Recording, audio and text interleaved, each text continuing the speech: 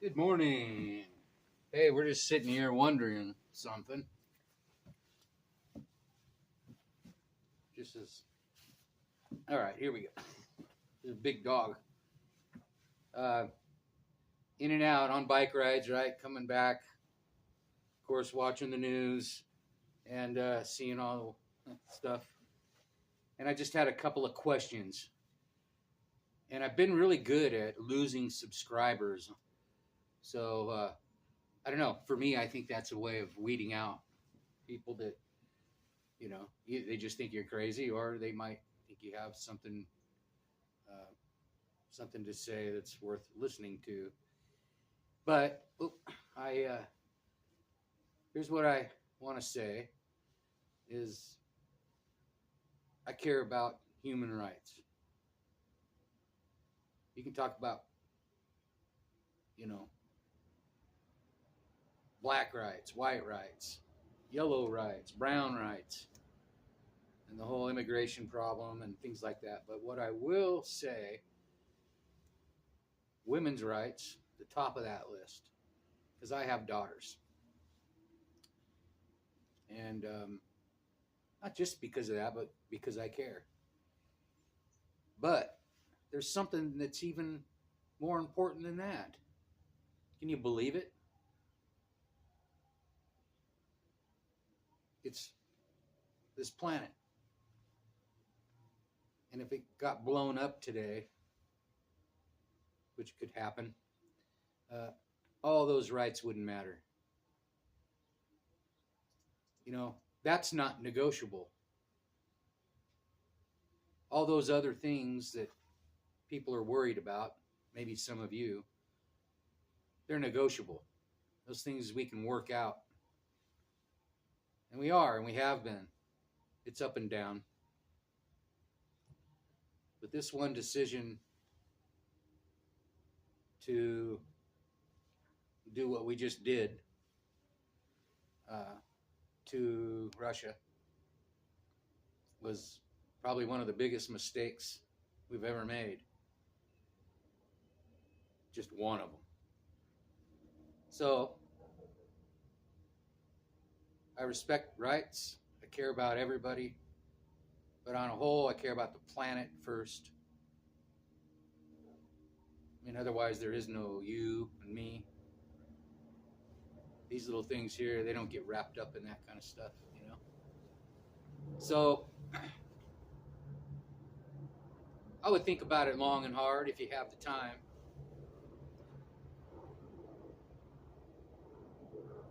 I'll finish up with uh, I don't care if you're for Trump or whatever that other thing is,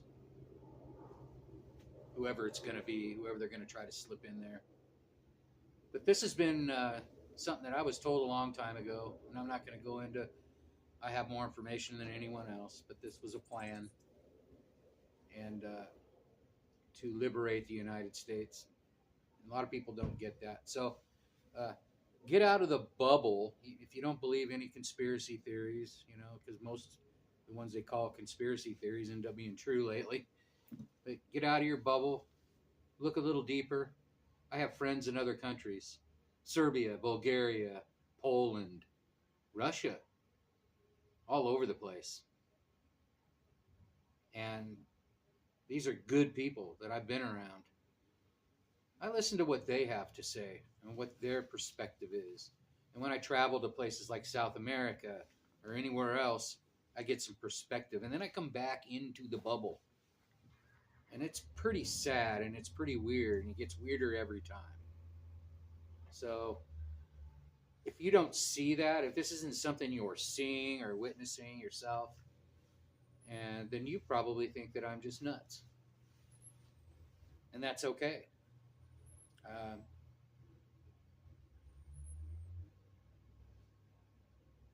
that's just fine.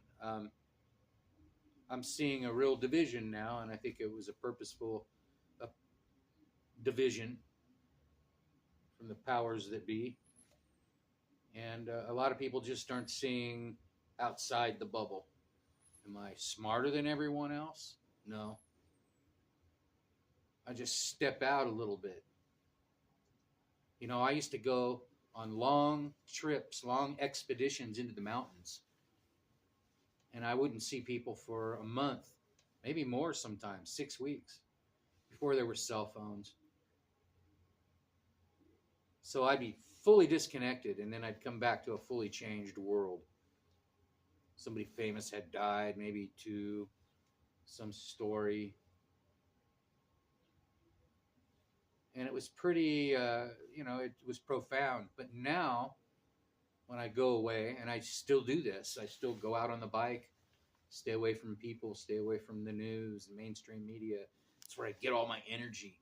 That's why I'm not really brought down by a lot of this until I saw more of what was going on the TV, on the television there, and in Washington, and all these other facades. So look behind the curtain a little bit, you know, and if that's too scary to do, I understand. It's a big deal. It's a big deal to jump over there and look, you know, and stay in your bubble and just go, God, I hope a bomb doesn't go off.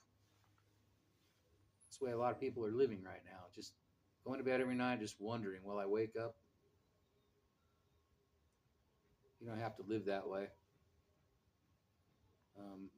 I'm still not living that way after what I've been through in the last 3 years, what I went through 3 years ago in South America. I'm strong, much stronger, here to throw a rope of hope to anybody that's down. You know, that's my job, is to use all the tools, all the things I've learned. And when somebody comes at me from the past, you know, what are you doing? You know, making YouTube videos, going on these long trips. You have all these responsibilities. You have all these fences to mend.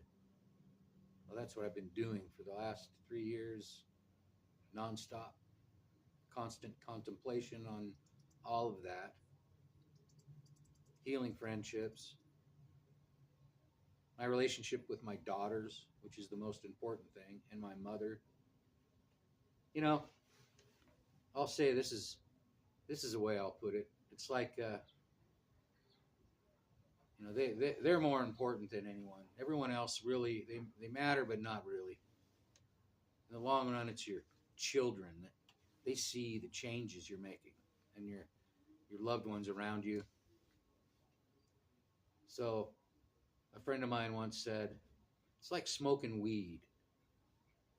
Once your mom catches you, nobody else matters. You know, maybe the cops or something, but, you know, nobody else really matters. Once you've opened the curtain on your life, wide open, as much as you can as a human in society, then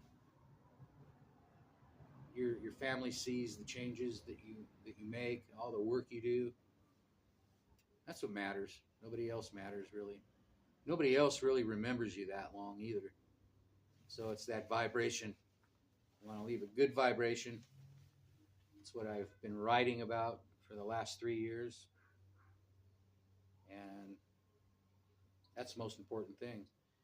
So I'm out here, even when there's the threat of nuclear war and everybody's completely nuts out on everything, and I can just have that inner strength, that centered calmness that keeps me moving forward. That's the immovable spot in the Buddhism thing. Now, I'm not Buddhist, and I'm not aligned with any religion, really, but a lot of these things are useful tools that came up in my life. So, and I'll make more videos. I spent a lot of time around Buddhists and Tibetans and Christians and lots of other things, and took all those little lessons, you know. I'll finish it out with one thing. If you're somebody who's right now kind of like doing what I'm doing and trying to, you know, stay positive, not getting wrapped up in too much of the politics, but being vigilant and understanding what what they are doing, because they do exist. Um, when you're moving forward and things are rolling along good, and you're getting momentum, there's going to be that person, like I said, from the past, or these are just recent lessons. And what are you doing? And what you always do is recognize it, especially if there was a mistake there that you made with that person and they just don't approve of your lifestyle because of the mistakes you made with them. And it's you owe me now. You owe me because I helped you, or this and that. This is not the way to go. Totally absorb it. Look at it and what you learn through it, and take it as fuel. Transform that into fuel. You're a refinery. It's all that negative coming at you. I use it as myself as a refinery, and try to not ignore, but use it as a tool, fuel to go, keep positive. This way you can help somebody else who's going through the same thing. This just happens naturally. It's when you get the momentum, you get the good, the bad, and all of it, right? You can't live without it. So accept it. You may lose that person as a friend. It's tough, but if you just keep doing your work on yourself, that person may come back up someday or not. But you got to keep moving so you can leave that vibration, get it better and better. And in Buddhism, it's called building merit. Forget karma. Everybody's confused about karma. You build bad and good karma, sure, but it's lessons, application of those lessons, aspiration and application. That's what Buddhists do. Everybody aspires to learn. Boy, I want to learn that lesson. Or I sure learned that lesson last night, and then do the same thing over again. That cycle. Try to break that cycle. And in the Vajrayana Buddhist, it's quick. It's precise. It's scary. Anyway, that's worth a whole movie there. But using the tools I learned from the past that way is the way I've kind of been able to cruise through some of the hard things that have come up since my almost death in Colombia, I would say. So I'm still picking up those pieces and using them and building. It's like alchemy. You're throwing it all together, make a lesson. Again, if this doesn't make any sense to you, then I understand. And nothing about bicycling other than momentum and what I've learned sitting right here in the saddle. That's pretty much it. Stay happy. But if you're living in a bubble and you don't see the things that are going on and how serious it is, then